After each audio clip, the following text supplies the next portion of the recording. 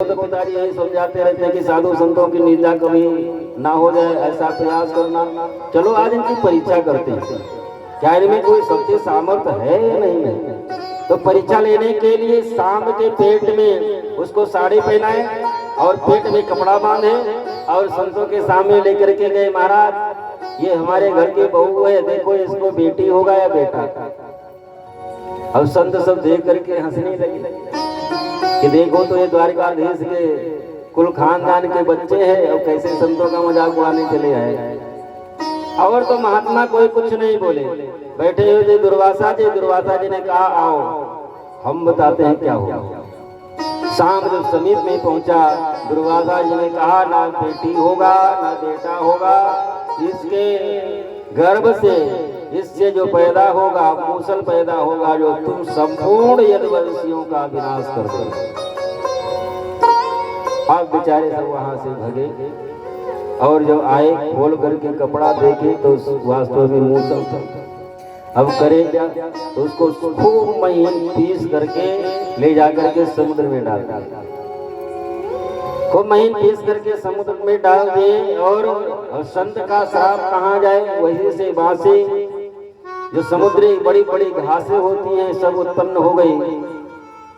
एक दिन संपूर्ण यदुवंशियों के साथ में द्वारकाधीश भगवान कृष्ण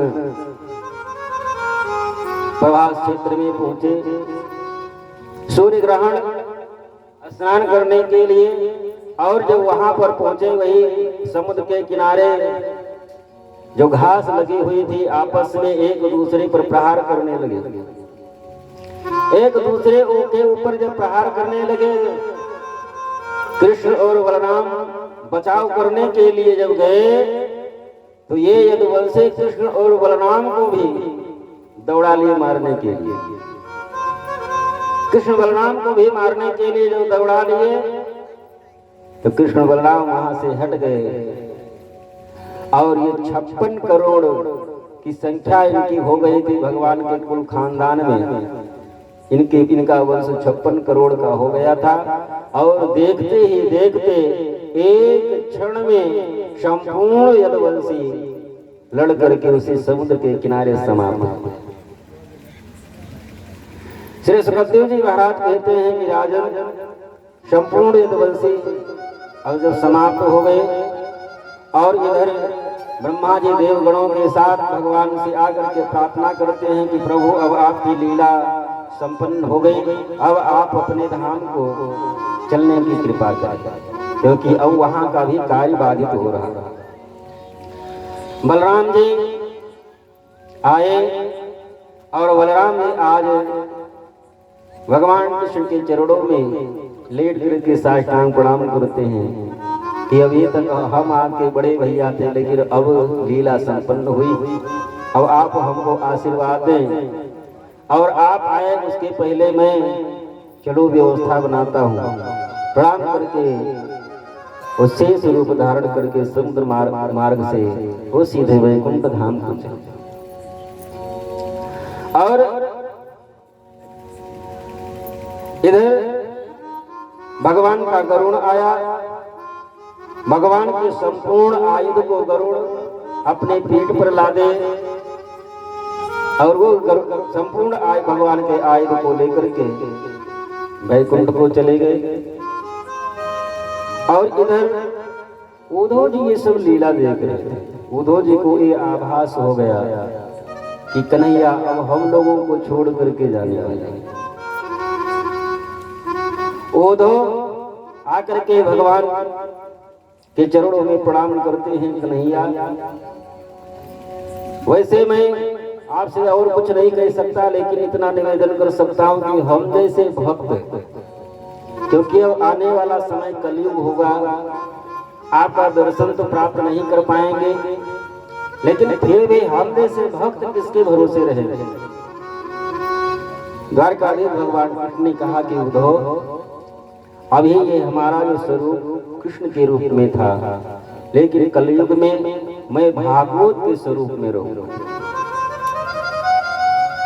ये भागवत कोई साधारण पोथी नहीं है, स्वयं पूर्ण प्राप्त पावन परमेश्वर भगवान कृष्ण का ही स्वरूप है।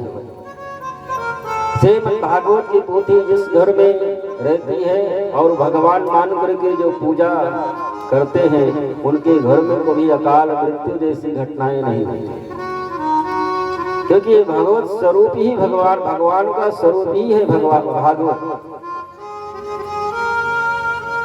उद्धव जी कहे कि हम लोग अब किसके सहारे रहेंगे, भगवान से निवेदन किए। उद्धव जी वहां से चले आए, अर्जुन आए, भगवान के चरणों में प्रणाम करते हैं। अर्जुन से भगवान ने कहा कि अर्जुन एक काम करो, तुम चले जाओ द्वारिका में जो बचे हैं उनको लेकर के तुम चले जाओ मथुरा, क्योंकि हमारे जाने के कुछ क्षणों के बाद में द्वारिका समुद्र में समाहित हो जाएगा, संपूर्ण द्वारिका समुद्र में विलीन हो जाएंगे। इसलिए आप जाकर के संपूर्ण द्वारका वासियों को मथुरा ले जाकर के पहुंचा।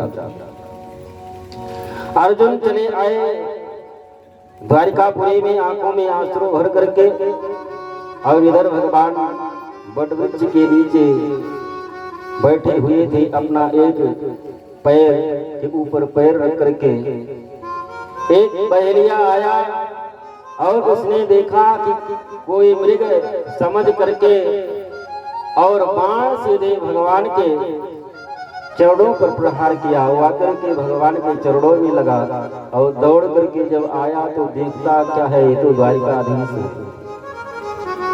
चरणों में गिर करके प्रणाम कर प्रार्थना करने लगा, प्रभु हमसे गलती हो गई, हम समझ नहीं पाए, हम तो कोई मृग समझ करके बाण मारे। द्वारिकाधीश भगवान कृष्ण ने कहा कि हमारा तुम्हारा अब बदला पूर्ण हो गया, क्योंकि इस धरातल पर जो भी जन्म लेता है, भले ही मैं ब्रह्म हूं, लेकिन जो कर्म हम किए हैं उस कर्म का फल हमको भी भोगना पड़ेगा। कर्म कभी पीछा नहीं छोड़ता है, क्योंकि मैंने भी छुप करके तुमको बाण मारा था। उस समय तुम बालिक थे, मैं राम के रूप में था, मैंने भी तुमको छुप करके ही बाण मारा था। आज तुमने हमको छुप करके बाण मारा, क्योंकि कर्म जो हमने किया था उसका फल तो हमको भोगना ही है। कर्म का फल जो भी इस मृत्यु लोक में आता है, जो भी अच्छा बुरा कर्म करता है, कर्म कभी पीछा नहीं छोड़ता, चाहे एक जन्म क्या लाखों जन्म लेते रहिए, जो किए हैं चाहे लाखों जन्मों में भोगना पड़े, भोगना तो आप ही को। तो कोई दूसरा तीसरा बेटा परिवार बेटी बेटा घर परिवार वाले नहीं भोगेंगे, जो हमने किया है वो हम ही को भोगना पड़ेगा। देखते देखते एक प्रकाश पुंज के रूप में भगवान और परिणित हुए, और देखते देखते प्रकाश वहीं पर समाप्त हो गया। श्री सुखदेव जी महाराज कहते हैं कि इस प्रकार से 7 दिनों तक मैंने तुमको संपूर्ण श्रीमद् भागवत की कथा सुनाई। और एक बात बताओ, क्या तुम अभी तक आप प्रश्न करते रहे और मैं उत्तर देता रहा, लेकिन तुमसे मैं अब एक प्रश्न करता हूँ, उसका उत्तर तुमको देना पड़ेगा। राजा परीक्षित ने कहा, महाराज पूछिए, क्या आप मरोगे? राजा परीक्षित ने कहा, जब हम जन्म ही नहीं लिए तो हम मरेंगे कहाँ? यही तो जानना है कि हम हैं कौन, हमारा वास्तविक स्वरूप क्या है। भागवत के माध्यम से जानना तो यही है कि हमारा वास्तविक स्वरूप क्या है। राजा परीक्षित ने कहा, जब हमने जन्म ही नहीं लिया तो हमारी मृत्यु कहाँ होगी? जन्म और मृत्यु तो इस शरीर का होता है, शरीर जन्मा है, शरीर मरेगा। हम तो उस परमात्मा के अंश हैं, अजर अमर है, हमको तो परमात्मा में ही विलीन हो जाना है।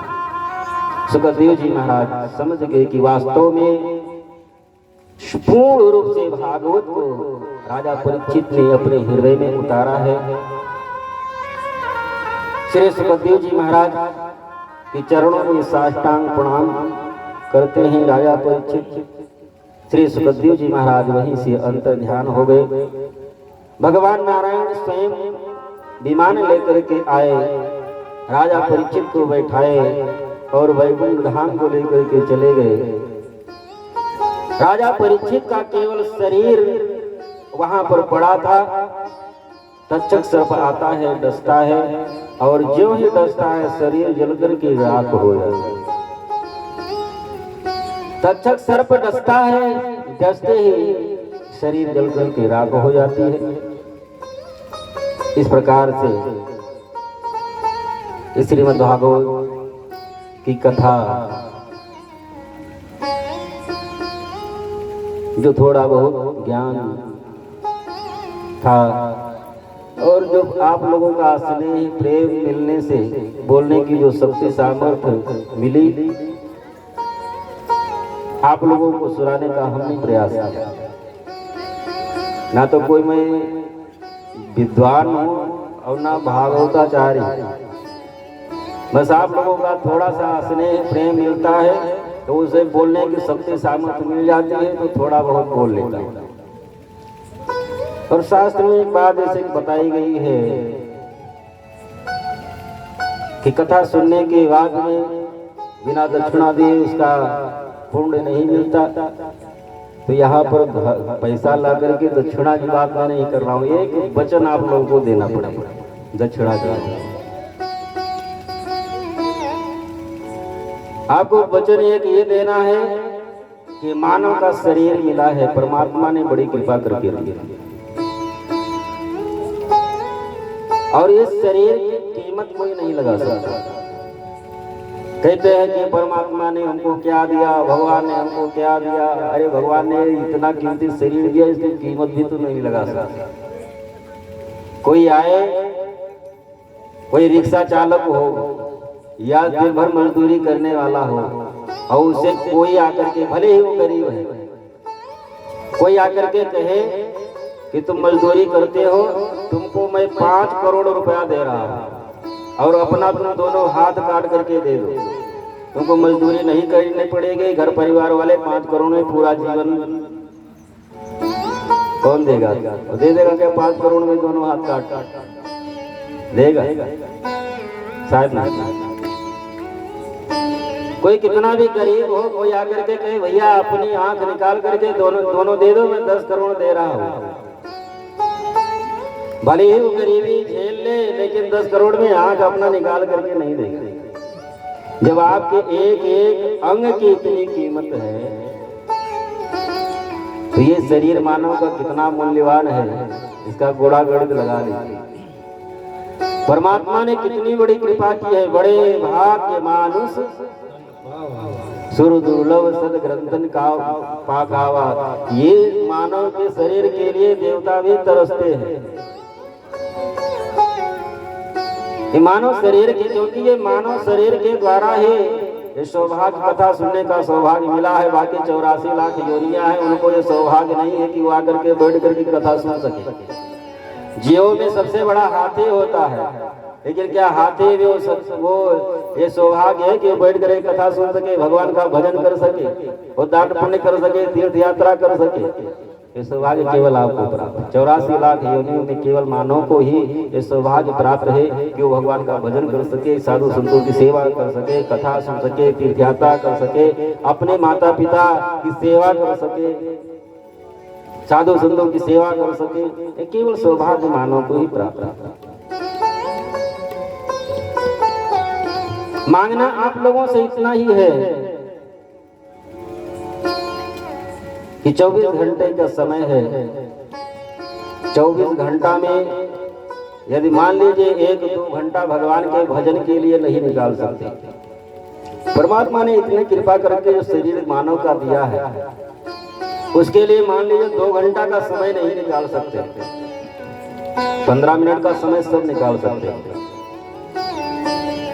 ज्यादा नहीं, 15 मिनट बैठ करके 2 अगरबत्ती जला करके भगवान का ध्यान करते हुए केवल सीताराम सीताराम सीताराम केवल भगवान के पूर्ण रूप समर्पित होकर के कर लेंगे तो आपका भी कल्याण होगा।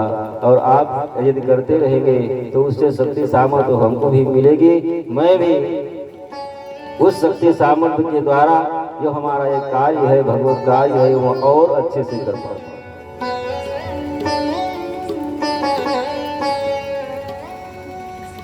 और कोई जरूरी नहीं है कि भगवान का नाम लेने के लिए स्नान ही करना है, नहीं करना है, करने की इच्छा है कभी भी किसी भी समय, सोते जागते उठते बैठते शाम को खाने पीने के बाद में भी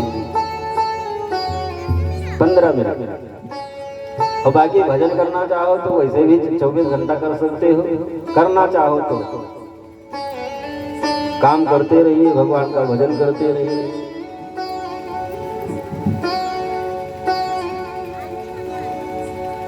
आइए